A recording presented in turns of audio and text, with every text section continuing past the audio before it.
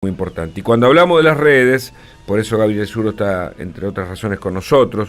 Ustedes saben que es el CEO de BTR Consulting, es un experto en tecnología.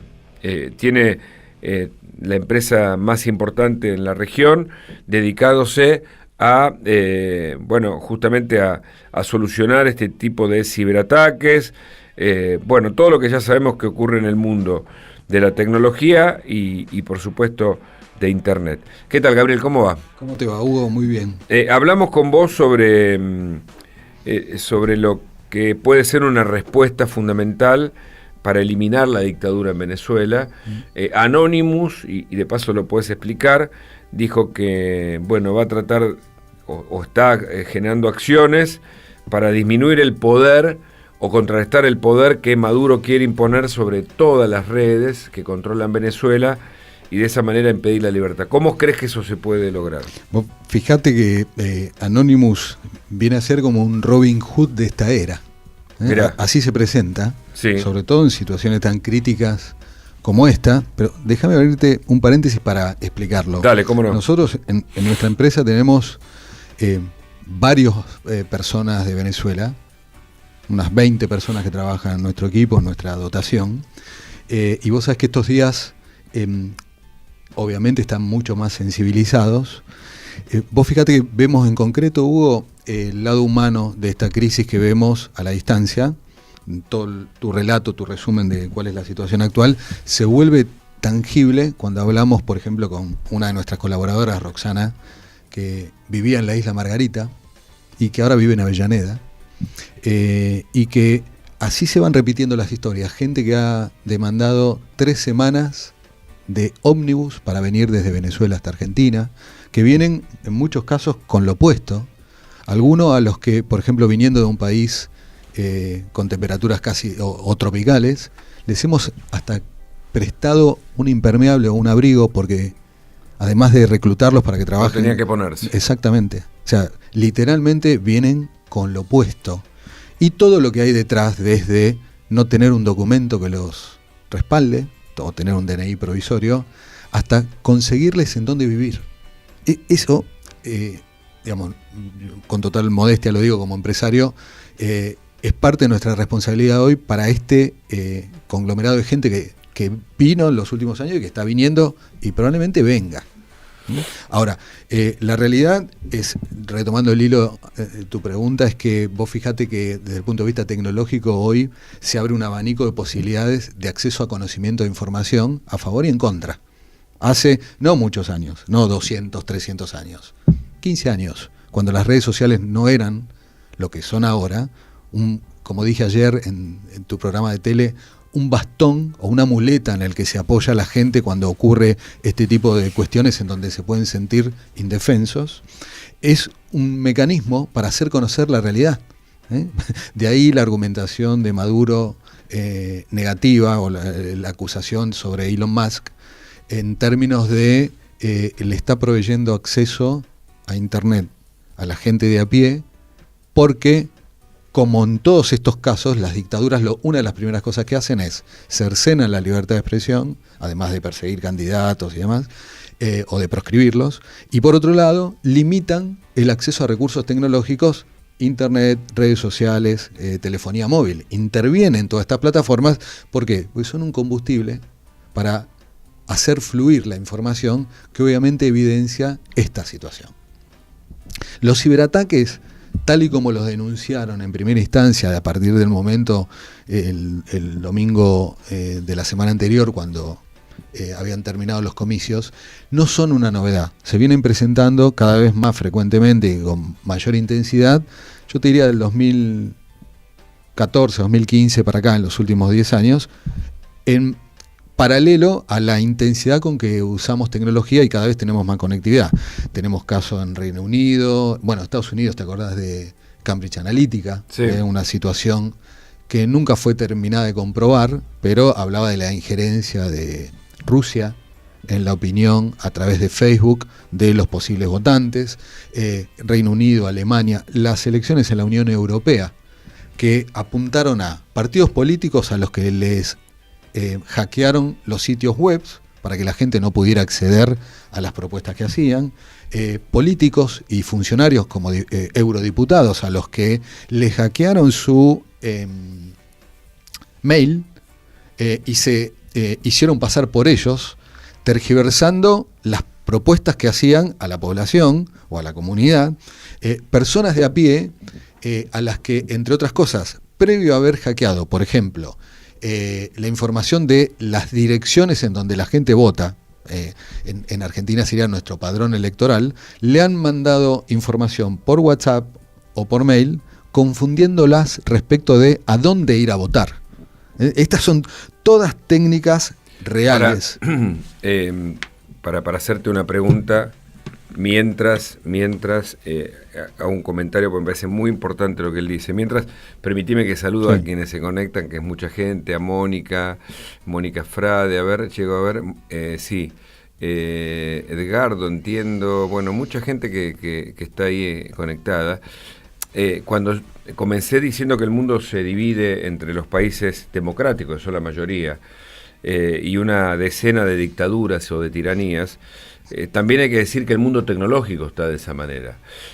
A Venezuela no le queda otra que la alianza con Rusia, con China, con Irán, Corea obviamente en la región con Cuba, con Nicaragua, y son regímenes esos que además están muy vinculados con el crimen organizado, sea el terrorismo, sea el narcotráfico, sea la trata de personas, ese crimen organizado que se extiende y que incluye la venta de chicos o la trata de personas, que incluso puede tener algún tipo de respuesta para el caso Loan, que multiplica los fondos de cualquier manera, porque los valores o el sistema que ellos manejan no tiene que ver con nuestro sistema. Por eso, entender a Maduro bajo nuestras propias creencias es casi ingenuo.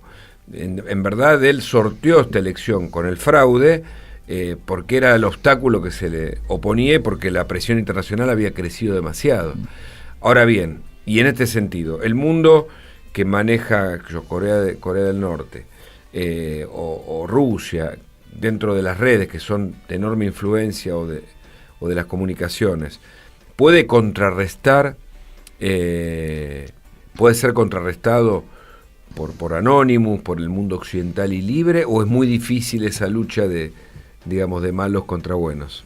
Es muy difícil. Anonymous es, como te decía, un Robin Hood de esta era, una organización sin jerarquía, sin cara, sin nombre, sin liderazgo, precisamente anónima, que se arroga el derecho de intervenir en pro de la búsqueda de la libertad de los pueblos, de la gente. Eso es lo que dicen. Uh-huh. No importa si son dictaduras de derecha o de izquierda, no tienen ideología. Sí, no, la ideología es una excusa. Exactamente. Lo cierto es que sobrevive hace más de 20 años, que tiene vigencia, tiene un ala que se llama GOSEC, que tiene una postura que se denomina vigilante, que entre otras cosas, por ejemplo, denunció miles de cuentas en Twitter que... ¿Te acordás del incidente Charlie Hebdo de la revista en Francia? Cuando ISIS cometió el atentado. Sí. Bueno, la organización y la divulgación de las acciones que ISIS y la promoción de ISIS, bueno, GOSEC, esa ala vigilante, denunció previamente al atentado la actividad pre-atentado terrorista de este grupo. Entonces, ahora, desde el punto de vista del volumen, de la capacidad y de la especificidad que ha adquirido el uso de la ciberinteligencia por parte de lo que vos mencionabas antes, que nosotros identificamos como el eje de Oriente: Corea del Norte, China, Rusia, Irán, Bielorrusia y estados alineados. Cada vez es más difícil contenerlo. Hay 2 o 3 acciones que son muy reconocibles. La primera es la afectación del ánimo social, la utilización de noticias falsas. Hoy, para darte 2 datos, Hugo, tanto en Europa como en Latinoamérica, una noticia verdadera en redes sociales necesita 6 veces más de tiempo para ser aceptada por la población que una fake news. Una noticia amarillista circula mucho más velozmente, y los individuos con esta pulsión no controlada tecnológica con la que vivimos, el aparato con el que estamos conectados 7x24, que es buenísimo para un montón de cosas, tenemos una tendencia que indica que en el 70% de las ocasiones somos más propensos a compartir una noticia que no verificamos, cuya fuente es indefinida y que probablemente sea una noticia falsa. Eso es, y vuelvo al título, afectación del humor social. Es el primer componente de este enorme conglomerado tecnológico para afectar los objetivos de la democracia. El segundo es la gran cantidad de información que está divulgada, compartida, expuesta. Cuando hablamos de ciberdelito y de estafas, bueno, los organismos de contrainteligencia del eje oriental utilizan esa misma información para, como dije en el ejemplo anterior, por ejemplo, cambiarte la dirección de dónde vas a votar para que no vayas a votar, para conseguir disuadirte respecto de cuándo y a dónde vas a votar, porque previamente a través de inteligencia artificial analizaron que ibas a votar al candidato A y no al B. Y el tercero es la tendencia que cada vez está más marcada, y el ejemplo de esto es un experimento que ya Rusia viene concretando desde hace un par de años, que es aislarse con su propia red a nivel nacional de la Internet global. Hay una tendencia. Rusia armó lo que se llama RUNET, RusiaNet, su propia Internet cerrada. Te recuerdo que Corea del Norte seguramente también. Entonces hay una tendencia a que haya distintas Internets, distintas redes. ¿Y Venezuela puede hacer algo así? Puede hacer algo así. De hecho, a ver, Rusia lo hizo con Ucrania, cercenó la posibilidad de acceder a Facebook, Twitter, X y a redes sociales, limitó, porque precisamente tiene la llave maestra de conectividad a los que se llaman DNS, que es la puerta por donde se accede a Internet. Venezuela, de alguna manera, también lo hace, limitando el acceso a determinadas plataformas o la conectividad a Internet. Por eso vuelvo a lo de Elon Musk y la utilización de antenas móviles para acceder a Internet. Esto habla de la potencia de la tecnología. De la misma manera que es difícil oponer fuerza a el conglomerado del eje de Oriente, Anonymous es de los que se denominan grupos de hacktivismo, que es activismo digital. Anteponer fuerza a esto solo lo hace, por ejemplo, un país como Estados Unidos, que, para darte un dato fuerte, el presupuesto de ciberdefensa del 2023 de Estados Unidos ascendió a más de $10.000 millones. Una locura. Más otros $10.000 millones de operaciones secretas y encubiertas de ciberseguridad. Una pregunta sobre la evasión de este control de las redes o de Internet de Venezuela. Es decir, ¿es posible que los ciudadanos puedan seguir manteniendo canales alternativos para comunicarse o Maduro lo puede todo en el control? Es posible. Obviamente van a intentar que no. Las comunicaciones satelitales son un objetivo a cortar. De hecho, vuelvo al ejemplo, nos basamos en casos reales. Rusia invade Ucrania y en las horas y días previos hace, entre otras, además de desplegar físicamente en el territorio armas convencionales, corta los servicios de conectividad satelital e interviene en las dos compañías de telefonía celular y de prestación de servicios de Internet. Por eso, cuando menciona y argumenta que Elon Musk está trabajando en contra del régimen de Maduro, tiene que ver con esto, con la posibilidad, y alguna vez lo comentamos, Hugo, en alguno de tus programas, de acceder a lo que yo llamo la postura supragobiernos de la industria tecnológica. La potestad que tiene Starlink, una de las compañías del grupo de Elon Musk, que consiguió permiso de la NASA para poner en órbita hasta 12.000 microsatélites repetidores de Internet. Hoy creo que lleva aproximadamente la mitad, va por 5.000 o 6.000, sí. Hace que se pueda bypassear esas medidas de restricción y la población pueda acceder directamente a una conexión satelital para conectarse y comunicar. Ustedes lo escucharon, muy interesante. Mientras hablar con Gabriel Zurdo, en un ratito vamos a hablar también de otros temas con él, por ejemplo, las ciberestafas, y cuáles son las más habituales, cómo prevenirlas, qué podemos hacer para no caer en esas trampas cuando nos filtran los datos o se meten en nuestras redes. Saludamos a Cristalina, a Adriana, gracias a todos los que se conectan, a Fabián, a Mónica, mucha gente, y le agradecemos. El doctor Fernando Sichero, el mejor, a Brandon Machiavelli. Saludamos a todos. Bueno, yo quiero proponer algo, y ahora seguimos, pero me gustaría leerlos, que es: ¿cuál piensan que es la solución para Venezuela? Repito la consigna, la idea. ¿Cómo piensan que puede terminar la dictadura de Maduro en Venezuela? ¿A través de la presión internacional, de la presión interna, de algo más, de la injerencia de algún país, como ha pasado, recuerdo, en el régimen de Saddam Hussein? ¿Cuál piensan que es la solución? Me escriben y los leemos en vivo. Hablamos además con Gabriel Zurdo, que es CEO de BTR Consulting.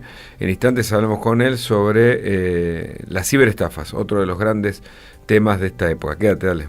Seguimos haciendo Dimensión Machiavelli, por supuesto, aquí muy felices de estar en Millennium FM 106.7 con Gabriel Zurdo, CEO de BTR Consulting, para los que se enganchan ahora. Recién hablamos de la situación de Venezuela, de los ciberataques, de Anonymous, de la dictadura también que atenta contra la libre comunicación y las redes y el rol de la tecnología. Pero ahora hablamos un poquito, Gabriel, y después me contás algo de tu empresa, que es muy interesante conocerla, cómo se fue desarrollando como hombre joven y emprendedor.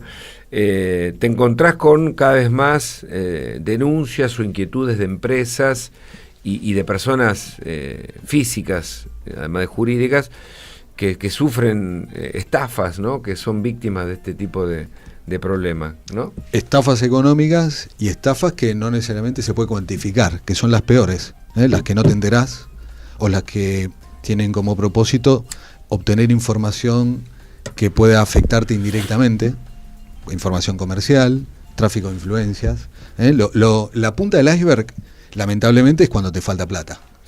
Seas una empresa o una persona de a pie. ¿Vos me querés decir que hay gente que no se entera rápidamente y que se entera más tarde? Exactamente. Tanto desde el punto de vista económico como desde el punto de vista del efecto o la consecuencia. Agregado a esto, el otro factor que aceleró la constitución de una industria nueva tiene que ver con la ampliación de la franja etaria. El vulgo, la gente común, asumía que los adultos mayores o la gente de más de 60 y pico no podía ser víctima o no podía estar apuntada por esta industria. Cambió radicalmente la situación porque se desmintió con hechos reales que la gente mayor utiliza la tecnología asiduamente, especialmente en la pospandemia. Y en la otra punta, lo otro que pasó, motivado por necesidades comerciales en la industria, para ser honesto, es que la edad de inicio en el uso de telefonía móvil, dispositivos móviles en general y redes sociales, bajó sensiblemente, empezando ahora a los 9 años. Antes, 9 años. 9 años, wow. Que es, casualmente o no, asusta un poco, ¿no? La edad, Hugo, a la que los chicos se inician en el acceso a pornografía infantil.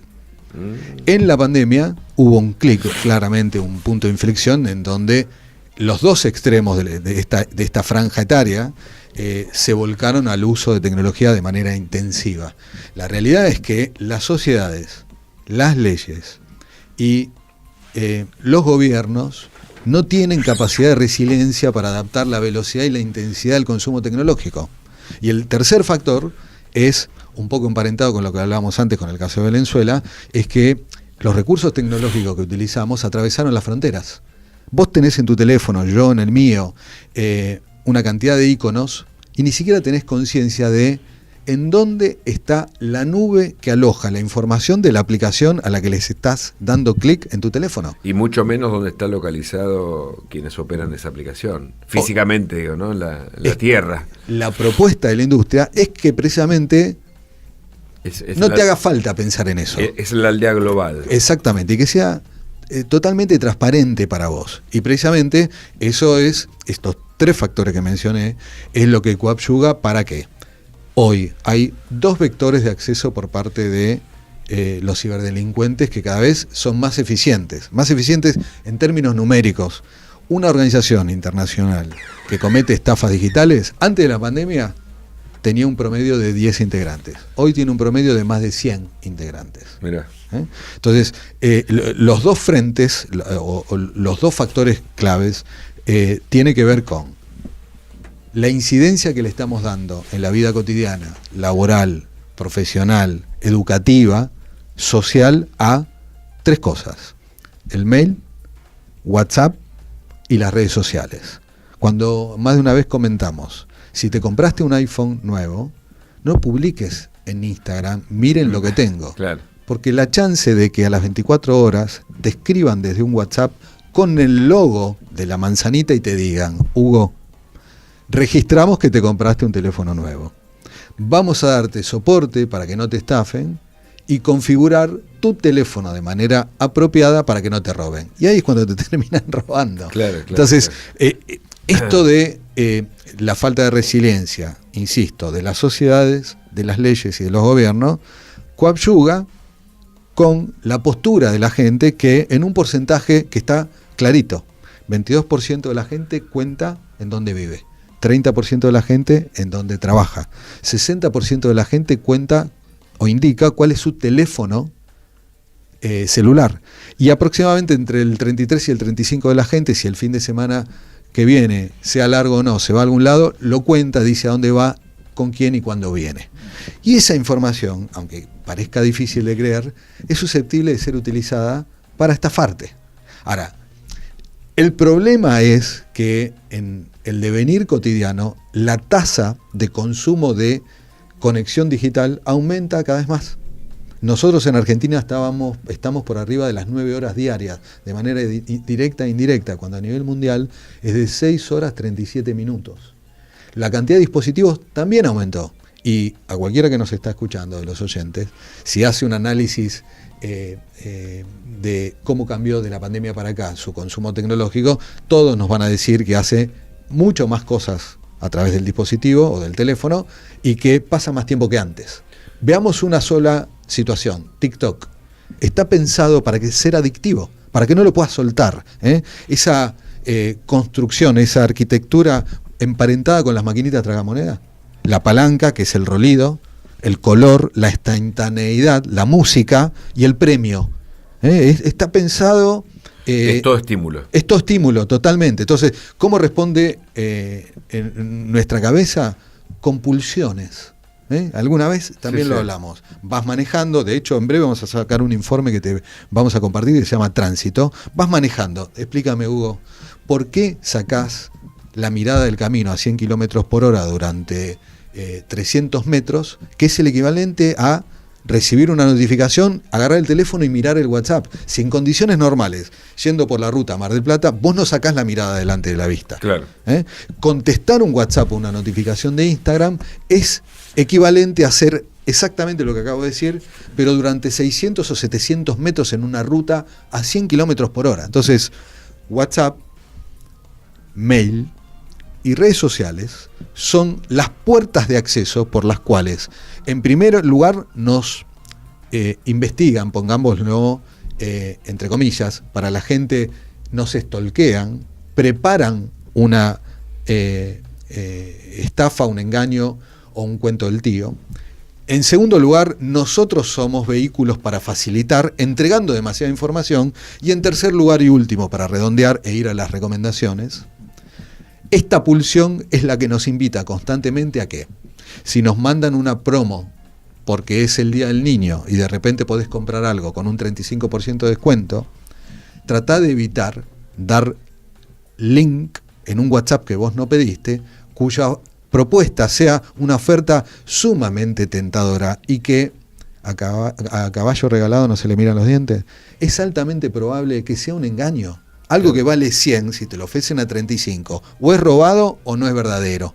Entonces, estos criterios de sentido común, no dar like en un link que te llega y que vos no pediste con una oferta súper interesante, no acceder a entregar información por vía telefónica, por mail y por WhatsApp, entregando datos filiatorios, número de tarjeta de crédito, tu cuenta bancaria, tu token, y finalmente utilizar la técnica. Para cualquiera de los formatos, nosotros tenemos ya inventariados más de 550 formas de engañar en este aspecto.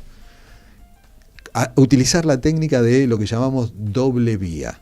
Cuando te llamen, te escriban o te envíen un mail, un WhatsApp o una llamada de WhatsApp o de voz, con un icono o con un remitente que diga Ministerio de tal cosa, Secretaría de tal otra, o una marca de reputación que te pida alguna de estas cosas, datos filiatorios, tarjeta de crédito, código de seguridad, te mandé el token, cortá, interrumpí la comunicación y vos llamá al teléfono que está indicado en el caso de un fraude. Qué buen mecanismo ese, ¿eh?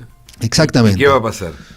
Bueno, en ese caso seguramente vas a poder validar en un porcentaje altísimo que no era el lugar de donde te estaban llamando, porque la mayoría de las organizaciones, sea un proveedor de tecnología, de servicio, un ente gubernamental, está pasando de nuevo ahora con la vacuna de COVID, la vacuna de la gripe, con la vacuna del dengue, y la gente sigue cayendo y es la frutilla de este lamentable combo.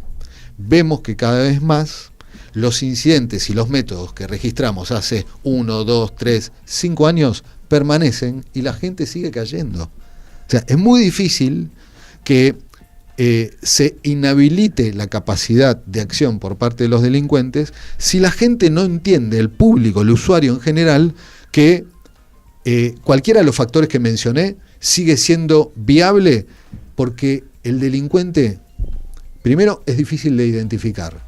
Internet y el medio digital nos da esta posibilidad, mantener el anonimato. En segundo lugar, las leyes son obsoletas o deficientes. En tercer lugar, la mayoría de los que hacen esto, que cometen este tipo de delitos, están desplazados geográficamente, no están en zona o pueden camuflar en dónde están. En consecuencia, identificarlos y detenerlos es una tarea realmente difícil. Ahora, estaba pensando, a partir de tantas charlas que tenemos, interesantísimas todas y muy pedagógicas, sobre todo para que la gente esté informada y evite caer en estas trampas. Los mails, por ejemplo, que te llegan de, no sé, Banco Pirulo, qué sé yo, y me he tomado la costumbre, para divertirme un poco, de abrir la dirección de mail, ¿viste? Y vos ves que es 04234 Pirulo, y es la dirección original. Claro, viene enmascarada tras el logo del Banco X, viste, con todo el afiche típico, pero...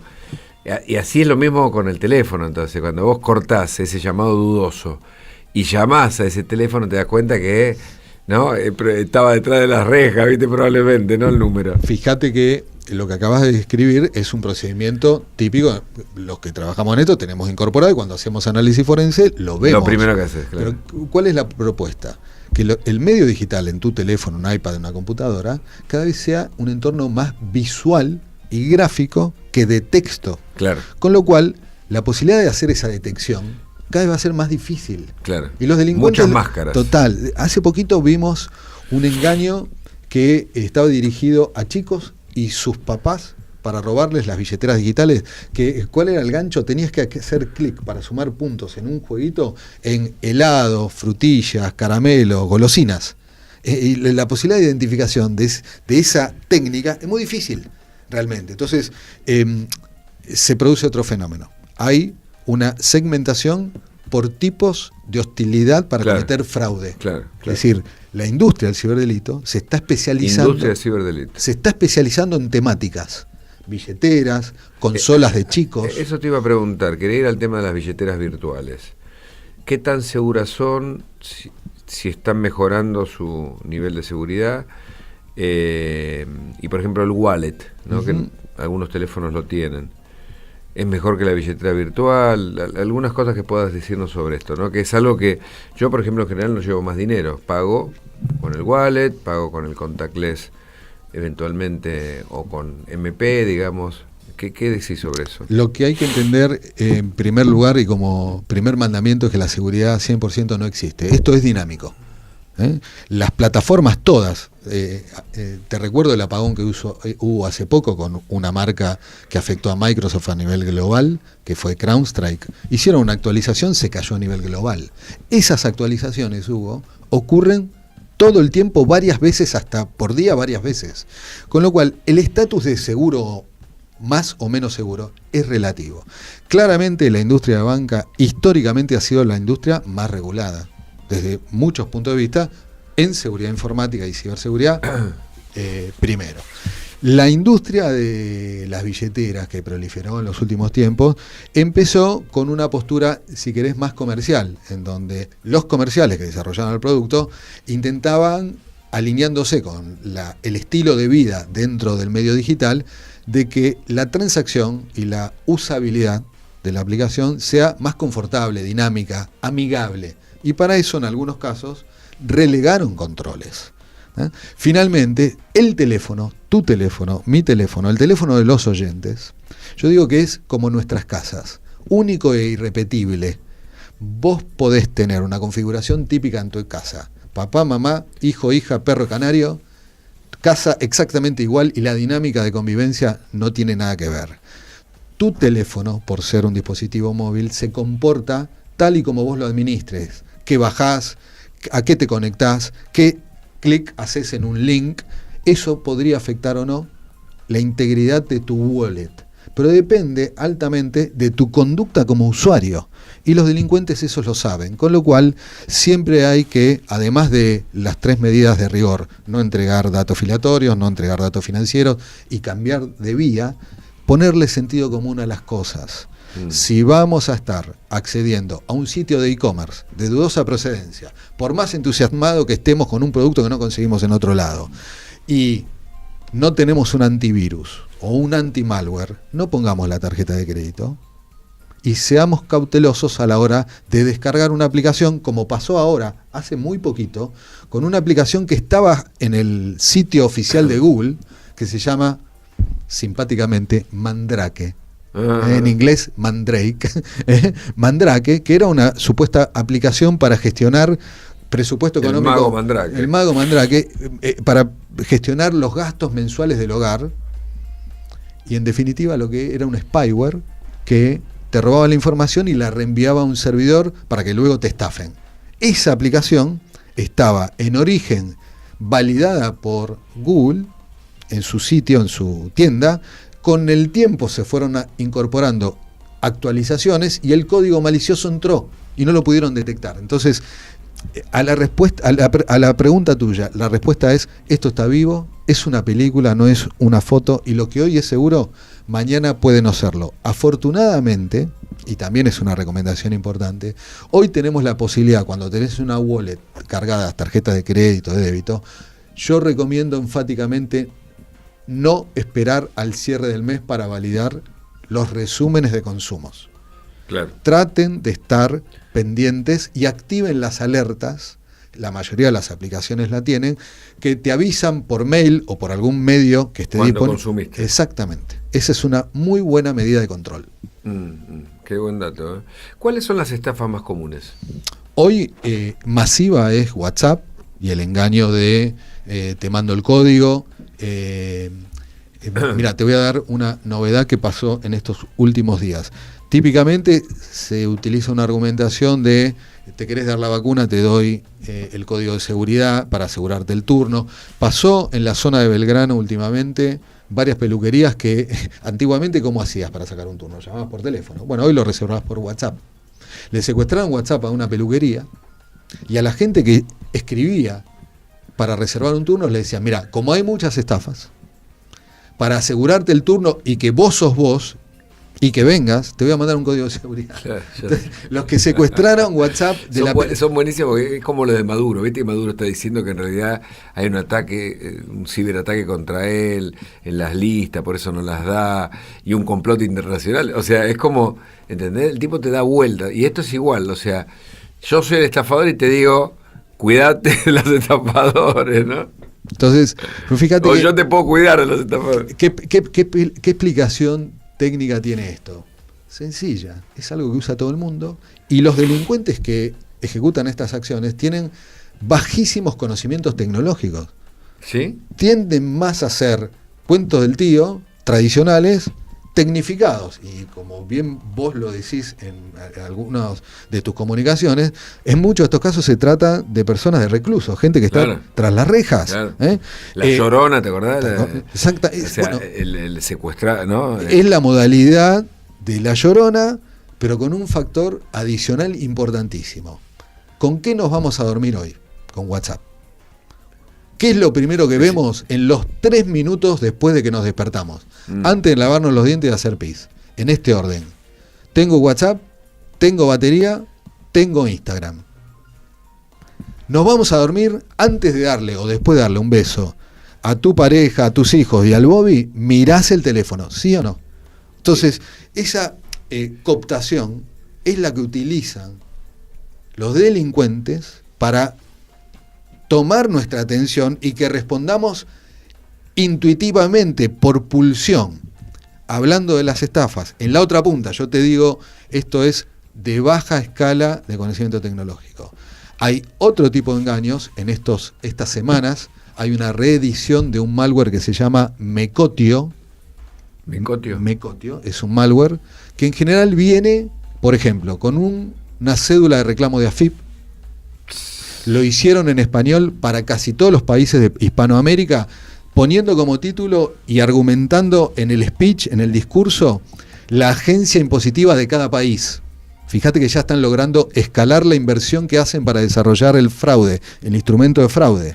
¿Y en qué consiste? Hugo, te estamos convocando a que anticipadamente liquides tu deuda para no iniciar acciones judiciales. Haces doble clic, porque si hay una de dos cosas de la que nosotros no tenemos nada que ver y que en general rechazamos, es yo no tengo deuda impositiva. Claro. Y el otro argumento, ¿cuál es? Te mandan lo mismo pero con multas de tránsito. Yo multas no tengo. Claro. Haces doble clic, se instala Mecotio. Mecotio es un programa, escanea tu máquina, desactiva las medidas de seguridad, desenchufa el antivirus, releva a qué bancos te conectás, y la próxima vez que te conectás al banco, en lugar de entrar al banco, entras a una página falsa. Dos últimas. Una sobre tu empresa, que viene creciendo y viajas un montón y tenés asesoramiento internacional cada vez más. Contanos algo de cuál es un poco el secreto de que les vaya tan bien. Y por otro lado, la última, volvemos con Venezuela para cerrar, porque se van a dar a conocer probablemente listas fraguadas. Ayer el ex vicepresidente de Colombia, Francisco Santos, decía que le faltan un par de datos a esas boletas y que por lo tanto se demuestra que son truchas. Esas dos preguntas para que Nosotros, yo empecé mi carrera hace más de 30 años, como le dije a tu productor Brandon, no puedo decir mi edad por la cuestión profesional, y hace 10 años fundé BTR Consulting. De alguna manera me nutrí después de trabajar en firmas internacionales, viajé por todos lados, y nuestro foco es riesgo de procesos, riesgo de negocio, riesgo tecnológico, pero la condición fue que desde hace 15 años, más o menos, un poco más, 20, la industria tecnológica atravesó esos objetivos de riesgo, de negocios, de procesos, normativos y demás. Hoy tengo el orgullo de decir que creamos una marca y una empresa, y que muchos de mis socios, somos varios socios, fueron staff míos, gente que recluté en la facultad o que los tomé sin experiencia y que probablemente sean mis sucesores el día de mañana cuando me retire. Tenemos la vocación de formar gente, tenemos una academia en donde formamos gente de cero. Estamos tomando por primera vez desde hace un par de años chicos que egresan de secundario, mirá qué bueno, cosa que no ocurría antes.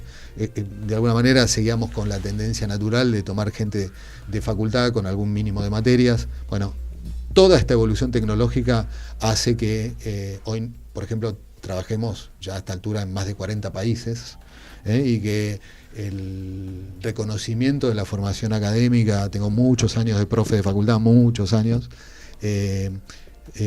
sea plausible y concreto en muchos países en los que trabajamos. Excelente, qué bueno, te felicito. Gracias, Hugo. Y desde el punto de vista de lo que me preguntabas de Venezuela, claramente es una entelequia suponer que un sistema que procesa el acto eleccionario no tenga medidas de seguridad, comunicación encriptada, oposición de interés, controles para oponer interés. Concretamente, la terminal, que entre paréntesis, el lugar en donde se vota en Venezuela, es una terminal que se compró en Irán. Vos seleccionás el votante en la pantalla y tenés que poner el dedo. O sea que le va a faltar el dedo. Le va a faltar el dedo, trucha. Exactamente. Hay un correlato básico, que es lo que vos digitaste, emite una papeleta.